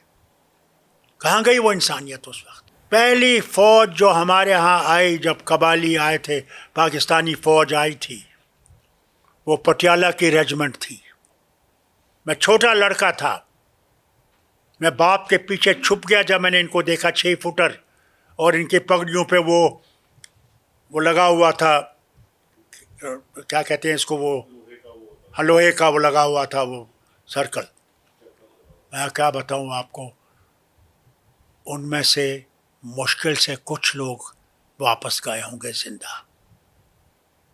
उनके खून ने हमें आज़ादी दिलाई, उन दरिंदों से हमें बचाया। मैं कभी भूल नहीं सकता, जब तक ये है कभी भूल नहीं सकता उनकी कुर्बानी। और उन पे ये हमला एक आदमी ने किया था, मगर सारी कौम पे आपने हमला किया। आपने एक ब्रिगेडियर को यूनिफॉर्म से निकाल के निज़ामुद्दीन स्टेशन से उसको मार डाला। क्या उस वक्त नहीं देखा ये वो सिपाही है जिसने हमारी धरती को बचाया है? नहीं देखा। उस वक्त हम लोग यही नारे होते थे, खून का बदला खून से। अरे भैया क्या खून से? कसूर एक का, और तुम सारी कौम को मारने के लिए तैयार हो गए। कहाँ गई है तुम्हारी इंसानियत? आज भी वही हालत है, आज भी जहां इनको मिलता है मुसलमान हो, वो आतंकवादी हुआ। अरे कब सीखोगे, कब जानोगे? जब झंगड़ की लड़ाई हुई नौशहरा में, वहां जो ब्रिगेडियर था, तब फौज हिंदुस्तान की नहीं थी, तब ये रियासतों की फौज थी। और रियासतों को फौज को उस वक्त इकट्ठे करना मुश्किल था। उस वक्त उस ब्रिगेडियर ने, नहीं तो फौज के जनरल वगैरह पीछे होते हैं, फौज आगे लड़ती है, ये आगे लड़ रहा था। इसके रिश्तेदार पार थे, वो वहां से लड़ रहे थे, मगर वो भारतीय था, उसने रिश्ता नहीं देखा। उसने कहा नहीं, ये मेरा वतन है, मैंने मेरे वतन को बचाना है, और कुर्बानी दी वहां। आज भी वो बंकर वहां पे है जहां उसने शहादत दी। उसका नाम ब्रिगेडियर उस्मान था। उसके रिश्तेदार हमारे वाइस प्रेसिडेंट हामिद अंसारी साहब भी हैं। अरे किनकी कुर्बानियों को तो भूल जाओगे? ये जो प्रॉब्लम है ये असल में है कहाँ? क्या ये जब देश बटा, टू नेशन थ्योरी की चर्चा होती है इस देश में, तो कहीं ना कहीं ये ऐसे कहा गया था कि वो मुल्क बन रहा है जो वो इस्लामिस्ट मुल्क बन रहा है, और ये कहा नहीं गया, इसको कहा सेकुलर गया, पर ये सेकुलर शुरू से ही नहीं था, या था? अगर था तो फिर ये प्रॉब्लमें क्यों आ रही हैं जो भी आ रही हैं? अफसोस तो इस बात का है, पहले अंग्रेज इसके जिम्मेवार हैं। अंग्रेज़ों ने नहीं चाहा कि हिंदुस्तान कभी भी आबाद रहे, आगे चले और इनका मुकाबला करे। तो उन्होंने क्या किया? एक तरफ से कायद आज़म जिन्ना को सलामत रखा, दूसरी तरफ से संघ को इनके अपने साथ रखा। दोनों ने ये किया वायदा कि तो पाकिस्तान मांगो जो मुसलमानों का देश होगा, और हम लोग हिंदू देश मांगेंगे। ये इनकी पहले से ही थी, इनकी अंग्रेज़ों से मिली हुई बात थी, और दोनों अंग्रेज़ों के चमचे थे। और फिर इन्होंने क्या किया? इन्होंने जनाब जब देश आज़ाद हुआ, उन्होंने तो पाकिस्तान बना लिया। जिन्ना साहब ने ज़रूर वहाँ तकरीर की कि ये सेकुलर रहेगा, मगर जिन्ना साहब के मरने के बाद उसका हाल आप देखते हैं। यहाँ क्या हुआ? यहाँ महात्मा गांधी खड़ा रहा। महात्मा गांधी ने कहा नहीं, और अंबेडकर ने जो आईन बनाया वो सब के लिए बनाया। कोई फ़र्क नहीं रखा हिंदू में, मुसलमान में, सिख में, ईसाई में, कोई भी जो धर्म है, कोई फ़र्क नहीं रखा, सब के लिए रखा। मगर आहिस्ता आहिस्ता ये देश उससे निकल गया, और इन्होंने कुर्सी के लिए धर्मों की लड़ाई शुरू की कि इसके बगैर कोई और रास्ता नहीं है। और उसका नतीजा आप देखते हैं आज जो भारत में है।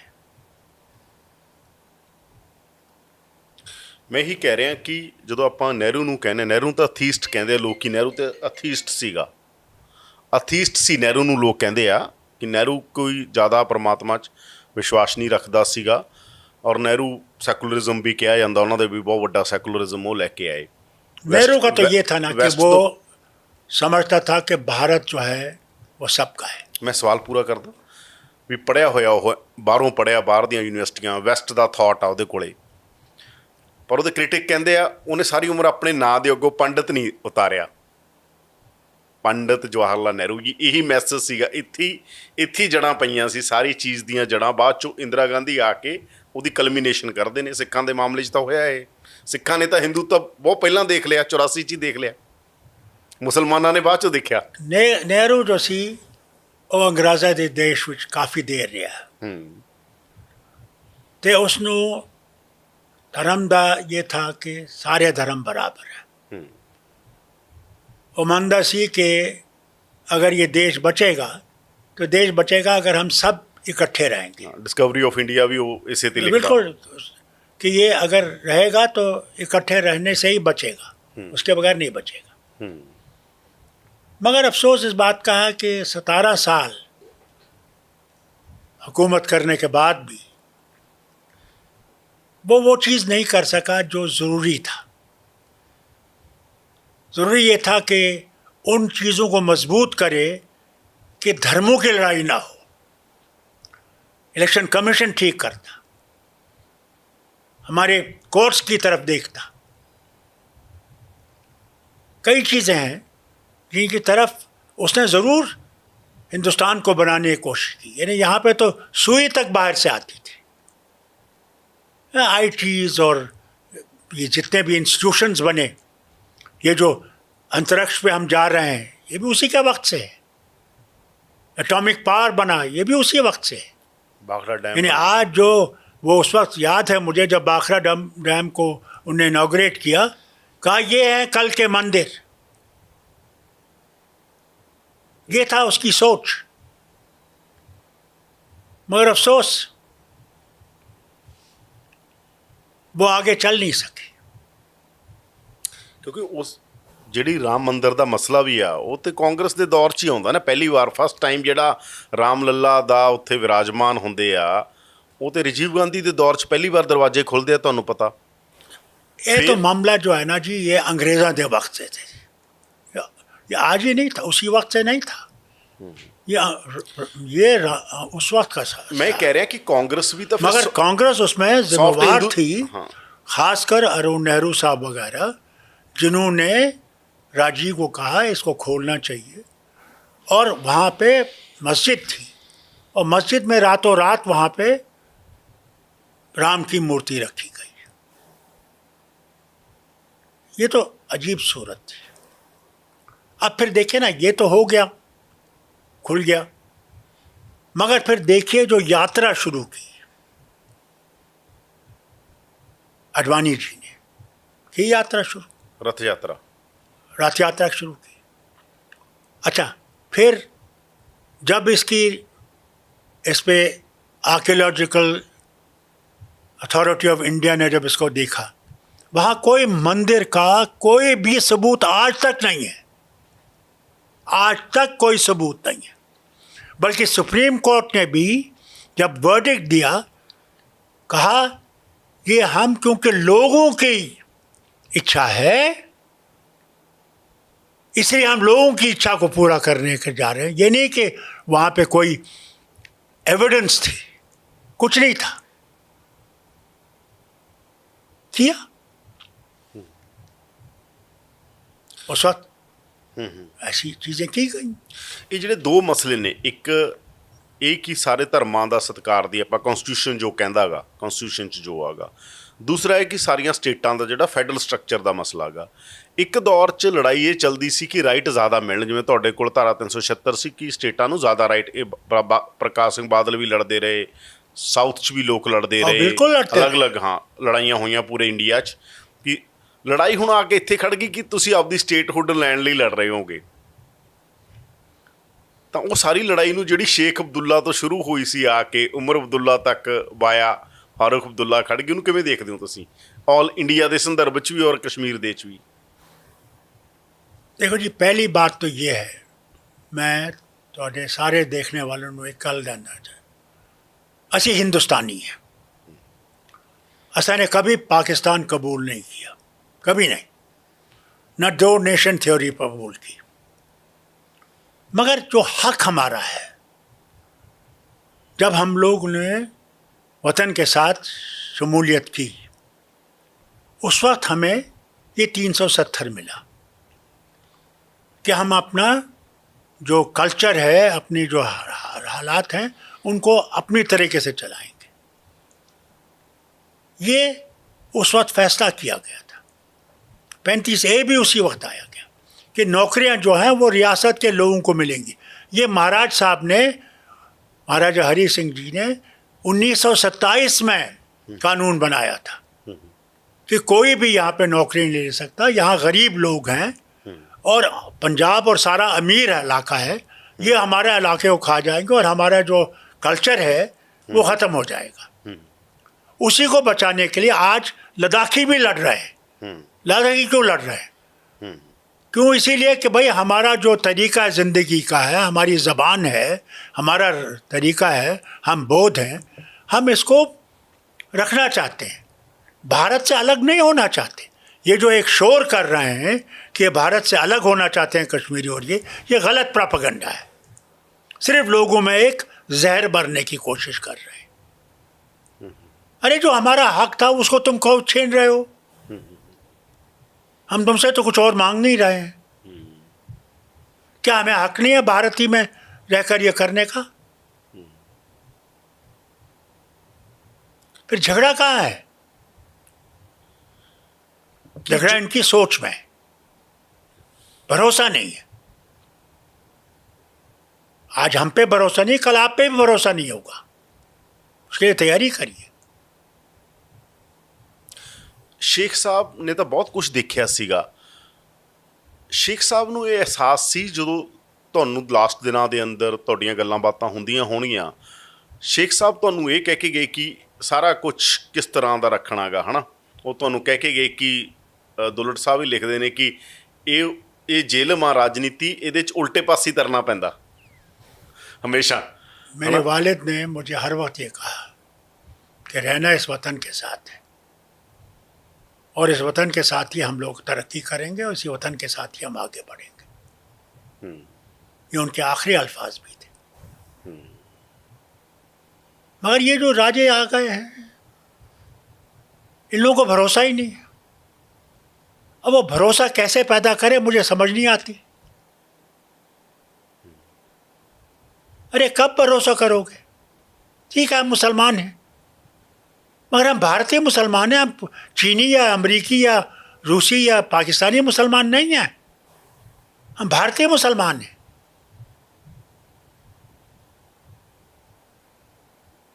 भरोसा करो।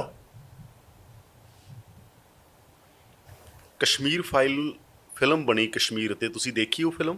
बड़ी झूठ, बहुत ही फरेब। हो सकता है कि लोग ऐसा करेंगे। अरे जिनके साथ हमने सारी ज़िंदगी बसर की, हम तो कहते हैं इनसे, बार बार कहते हैं कि साहब किसी ईमानदार जज को बिठाओ और वो जज बताएगा कौन निकालने वाला है इनको, कश्मीरी पंडितों को, कौन जिम्मेवार है। और आज तक नहीं बैठाया, आज तक कोई जज नहीं बैठाया, क्योंकि इन्हें पंडितों को इस्तेमाल किया नफरत फैलाने के लिए कि मुसलमान ने तुमको निकाला। अरे मुसलमान तो खुद मर रहा था। हम लोगों को कम शिकार किया उन लोगों जो पार ट्रेनिंग करके आए। मस्जिदों में निकाल निकाल के मार दिया, घरों में जाके मार दिया। मैंने मिनिस्टर्स को बमों से उड़ा दिया, घर से निकाल के गोली मार दी, मेरे खुद चचेरे भाई को मार दिया। और उसको ये छोड़ के मौलाना अजहर के साथ पाकिस्तान जब वो जहाज़ ले गए, मैंने कहा मत करो ये, किसी ने नहीं सुना मेरा। ਤੁਹਾਡੇ ਤੇ भी अटैक होया सी? बहुत सख्त ग्रेनेड फेंके मेरे मस्जिद से। शुक्र करो बच गया, ऊपर वाले ने बचाया।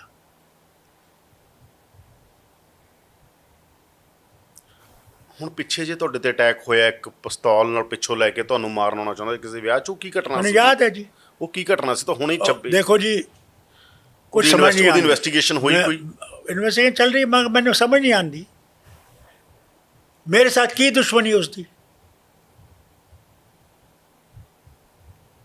कहते जी 20 साल ने मैं तैयारी कर रहा थी इसको मारने दा। कमाल है।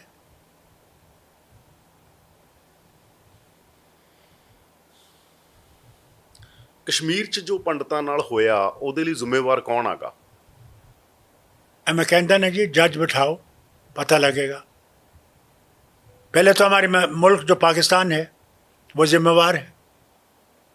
वो समझता था कि हिंदुओं को निकाल के ही वो कश्मीर अपना बना लेगा, वो कभी हो ही नहीं सकता। वो लाख कोशिश करे नहीं बन सकता। कश्मीर पाकिस्तान नहीं बनेगा। उनको ये समझ जाना चाहिए। ਜਗਮੋਹਨ ਦੇ ਰੋਲ ਨੂੰ ਤੁਸੀਂ ਕਿਵੇਂ ਦੇਖਦੇ ਹੋ? बहुत ही वो इतना नफरत करता था मुसलमानों के साथ, मैं बयान नहीं कर सकता। मुझे खुद उसने कहा, ये जेल में रहता था जब पाकिस्तान हिंदुस्तान बना, इसने वो कत्लेआम देखा, मगर उस कत्लेआम में सब बराबर थे। उसका असर पे था। उसका आपने देख लिया यहाँ पे जब दिल्ली में उसने क्या किया, याद है आपको? मुसलमानों को निकाल के जमुना पार बिठाया और खुली हवा में बच्चे दे रही थी माएँ, सब नंगे थे। मेरे वालिद उस वक्त गए वहाँ पे, इंदिरा गांधी का राज था, और मेरे वालिद ने क्या कहा उस वक्त? कहा जगमोहन को गैस चेंबर लाना चाहिए था, अगर इतना ही उसको मुसलमानों को मारने की जरूरत थी। उसी को गवर्नर बनाया फारूक अब्दुल्ला को निकालने के लिए। क्या क्या बताऊं आपको।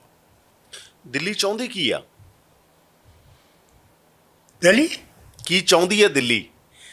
ਕੀ ਚਾਹੁੰਦੀ ਹੈ ਤੁਹਾਡੇ ਤੋਂ? ਤੁਸੀਂ ਤਾਂ ਸਾਰਾ ਕੁਝ ਹੀ ਕਹਤਾ ਭਈ ਇਹ ਵੀ ਕਰ ਲਓ, ਹੁਣ ਆ ਵੀ ਤੁਸੀਂ ਕਹਿੰਦੇ ਹੋ ਵੀ मैं कहता हूं system दिल्ली ਨੂੰ set ਕਰ सिर्फ ਲਓ। मैं कहता हूं साडे पे भरोसा करे, भरोसा करे,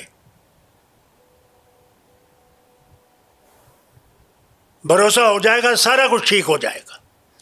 ਮੈਂ ਇਸ ਲਈ ਪੁੱਛ ਰਿਹਾ, ਦਿੱਲੀ ਤੁਹਾਡਾ ਸਰੈਂਡਰ ਚਾਹੁੰਦੀ ਹੈ ਸਾਰਿਆਂ ਦਾ 1000%? ਥੋੜਾ ਬਹੁਤਾ ਤਾਂ ਪੋਲੀਟੀਸ਼ੀਅਨ ਨੂੰ ਕਰਨਾ ਹੀ ਪੈਂਦਾ ਜ਼ਿੰਦਗੀ ਸਰੈਂਡਰ। मुझे क्यों सरेंडर करें, मुझे यह बताइए ਮੈਂ क्यों? ਕਿਹਾ ਦਿੱਲੀ ਇਹ ਚਾਹੁੰਦੀ ਹੈ। नहीं, क्यों वो चाहती है, मगर क्यों करे सरेंडर? क्या गलती है? क्या इंसान को अपनी इज्जत बेचनी है? अरे कब तक रहोगे इस दुनिया में? जाना तो वही है, वहां क्या कहोगे? बेहतर है आधी रोटी खाना इज्जत की बनस्बत के जिल्लत की रोटी खाना।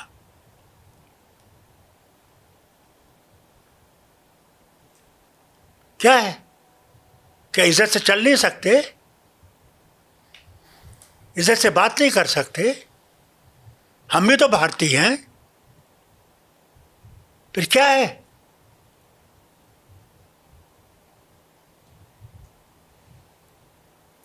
ਕਸ਼ਮੀਰ ਦਾ ਗਵਰਨਰ ਬਦਲਣ ਦੀਆਂ ਗੱਲਾਂ ਵੀ ਚੱਲ ਰਹੀਆਂ ਨੇ। ਤੁਹਾਨੂੰ ਕੀ ਲੱਗਦਾ ਜੇ ਕੋਈ ਅਗਲਾ ਗਵਰਨਰ ਹੋਵੇ, ਕਿਹੋ ਜਿਹਾ ਹੋਵੇ ਉਹ? ਕਿਸ ਤਰ੍ਹਾਂ ਦਾ ਗਵਰਨਰ ਹੋਣਾ ਚਾਹੀਦਾ? ਜੇ ਤੁਹਾਡੇ ਕਿਉਂਕਿ ਤੁਸੀਂ ਹੋ ਉੱਥੇ, ਜਾਂ ਗਵਰਨਰ ਆ ਜਾਂ ਤੁਸੀਂ ਹੋ, ਚਲਾਉਣਾ ਤਾਂ ਤੁਸੀਂ ਆ मैं ਦੋਵਾਂ। ਤੁਹਾਨੂੰ एक दसा ना, गवर्नर सारे हिंदुस्तान में वो होने चाहिए जो रियासत की बका के लिए काम करें, उसकी बेहतरी के लिए काम करें, उस हुकूमत के साथ काम करें, न कि सेंटर के एजेंट हों। जब तक वो सेंटर के एजेंट होंगे वो कभी भी लोगों की भलाई नहीं करेंगे। वो किसी भी रियासत में देख लीजिए आप, जिस रियासत में इनकी हुकूमत है वहाँ गवर्नर इनका बिल्कुल चेला है, और जहाँ इनकी हुकूमत नहीं है वहाँ गवर्नर हर चीज़ में अड़चने डालता है। आप देख लीजिए भारत में क्या हाल है, पंजाब में देख लीजिए, और हरियाणा में फ़र्क देखिए, क्योंकि उनकी हुकूमत है, गवर्नर सब कुछ उनका करेगा। पंजाब में वो हर चीज़ में अड़चन डालेगा। ये नहीं होना चाहिए। गवर्नर होना चाहिए, मगर होना चाहिए जो लोगों के साथ हो, लोगों की मुश्किलें मरकज़ को बताए और उसमें मदद करे। मेरे भी गवर्नर थे कुछ, बहुत अच्छे थे, जिनने हर वक्त काम किया, साथ काम किया। बल्कि मैं कई दफ़ा मैं गवर्नर को अपने साथ लाया जब हमारी मुश्किलें थी, और वज़ीर आज़म और फाइनेंस मिनिस्टर और बाकी उससे मिलते थे कि मदद कीजिए। ऐसे भी लोग हैं। ਪਿਛਲੇ ਦਿਨਾਂ 'ਚ ਆਰਐਸਐਸ ਦੇ ਵੱਡੇ ਲੀਡਰ ਨੇ ਦੱਤਾਤਰੇय ਹੋਸ ਬੋਲੇ ਵੀ ਆਰਐਸਐਸ ਦੇ ਇੱਕ ਵੱਡੇ ਲੀਡਰ ਨੇ ਦੱਤਾਤਰੇय ਹੋਸ ਬੋਲੇ, ਉਹਨਾਂ ਦਾ ਬਿਆਨ ਆਇਆ ਕਿ ਪਾਕਿਸਤਾਨ ਨਾਲ ਗੱਲਬਾਤ ਹੋਣੀ ਚਾਹੀਦੀ ਹੈਗੀ। आरएसएस ਦੇ ਆਰਐਸਐਸ ਦੇ ਵੱਡੇ ਲੀਡਰ ਆ ਦੱਤਾਤਰੇय, ਉਹਨਾਂ ਨੇ ਕਿਹਾ ਪਾਕਿਸਤਾਨ ਨਾਲ ਗੱਲਬਾਤ ਹੋਣੀ ਚਾਹੀਦੀ ਹੈ ਜਦੋਂ ਇਰਾਨ ਵਾਰ ਹੋ ਰਹੀ ਸੀ। ਤੁਹਾਨੂੰ ਕੀ ਲੱਗਦਾ? जिस वेले मैं कहता सी ते मैं तो पाकिस्तानी, मैं तो भारत का दुश्मन। जब इनादी जमात का आदमी कहता है, कोई उसके ऊपर उंगल नहीं उठा रहा। मैं तो कहता हूँ करनी चाहिए। लड़ाई के नाल कोई फायदा नहीं होगा, बर्बादी होगी। तुझे ने देख लिया 4 दिन जो लड़ाई हुई, मेरी रियासत में 18 लोग मर गए बेचारे, करोड़ों का नुकसान हुआ, घर उड़ गए, दुकानें उड़ गई, सब उड़ गया, ज़मीनें उड़ गई। वो लाइन वहीं पे खड़ी है। मैं तो बार बार कहता हूँ, लड़ाई से हल नहीं होता है, बातचीत से हल होगा। ਇੱਕ ਵਾਰ ਤੁਸੀਂ ਵਾਜਪਾਈ ਹੋਰਾਂ ਦੇ ਨਾਲ ਜਨੇਵਾ ਗਏ ਸੀ, ਉੱਥੇ ਕਸ਼ਮੀਰ ਦਾ ਵੀ ਇੱਕ ਉਧਰਲੇ ਕਸ਼ਮੀਰ ਦਾ, ਆਜ਼ਾਦ ਕਸ਼ਮੀਰ ਦਾ ਡੈਲੀਗੇਸ਼ਨ, ਤੁਸੀਂ ਉਹਨਾਂ ਨੂੰ ਕਿਹਾ ਸੀ ਕਸ਼ਮੀਰੀ 'ਚ ਗੱਲ ਨਹੀਂ ਕਰ ਰਹੇ ਸੀ ਉਹ, ਤੁਸੀਂ ਕਿਹਾ ਸੀ ਕਸ਼ਮੀਰੀ 'ਚ ਗੱਲ ਕਰਕੇ ਦਿਖਾਓ, ਤੁਸੀਂ ਕਿਹਾ ਤੁਹਾਡੀ ਗੱਲਬਾਤ ਤੇ ਜੰਮੂ ਨਾਲ ਹੋਣੀ ਚਾਹੀਦੀ ਹੈਗੀ। मैं बहुत कुछ देखा जी उत्थे, ਦੱਸੋ उत्थे ਕਿਸੇ ऐसे भी ਬਾਰੇ, लोग थे। ਉਹ ਕਿਸੇ ਬਾਰੇ ਦੱਸੋ मैं ਥੋੜ੍ਹਾ ਜਿਹਾ। दसूं तुहानू, एक आदमी कहने लगा उत्थे, सारे उनका ये फोटो- एम्बेसडर वगैरह बैठे थे, उन्होंने कॉल करने लगा कि जनाब एक जगह है सोपोर साढ़े, जनाब उत्थे एक आदमी की किडनी निकाली गई तो वो फौज के उस अफसर की माँ में फिट किया गया। तो मैंने उससे कहा यार, सबके सामने, मैंने कहा सोपोर में कौन सा ऐसा अस्पताल है जहाँ से ऐसा ऑपरेशन हो सकता है? मैंने कहा कश्मीर में कोई भी बड़ा अस्पताल नहीं है, मेडिकल कॉलेज हो, उसमें तक नहीं आज तक ट्रांसप्लांट किया गया है, ये कहाँ पे हुआ है? इतना झूठ, मैं क्या बताऊँ आपको। ਉਹਨਾਂ ਨੂੰ ਕਸ਼ਮੀਰੀ ਲੈਂਗੁਏਜ ਵੀ ਨਹੀਂ ਆਉਂਦੀ ਸੀ? कुछ नहीं। ਤੁਸੀਂ ਕਿਹਾ ਉਹਨਾਂ ਨੂੰ मैं कहता यार तुसी क्या बकवास कर रहे हो इत्थे? झूठ झूठ झूठ झूठ। अफसोस इसी बात का है। ये दो मुल्क एक थे, और अफसोस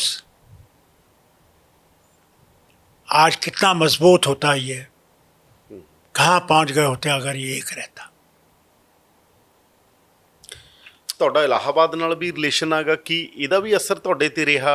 ਤੁਹਾਡਾ ਰਿਲੇਸ਼ਨ ਵੀ ਇੱਧਰ ਪੜ੍ਹਾਈ ਦਾ ਜਾਂ ਹੋਰ ਚੀਜ਼ਾਂ ਨੂੰ ਲੈ ਕੇ ਇੰਡੀਆ ਦੇ ਨਾਲ, ਜੋ ਤੁਸੀਂ ਕਸ਼ਮੀਰ ਤੋਂ ਲਗਾਤਾਰ ਇੱਧਰ ਤੁਹਾਡਾ ਰਿਸ਼ਤਾ ਬਣਿਆ ਰਹਿੰਦਾ ਸੀਗਾ? रिश्ता तो हर वक्त बंधा रहेगा हिंदुस्तान और कश्मीर का, हम तो हिंदुस्तानी ही हैं।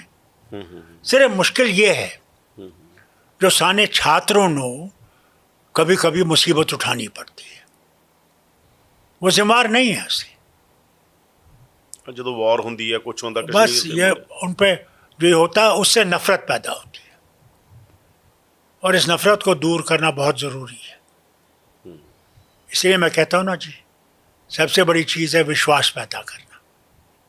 जिस वेले ऐसे विश्वास पैदा कर लांगे, सारी मुश्किलें दूर हो जाएंगी।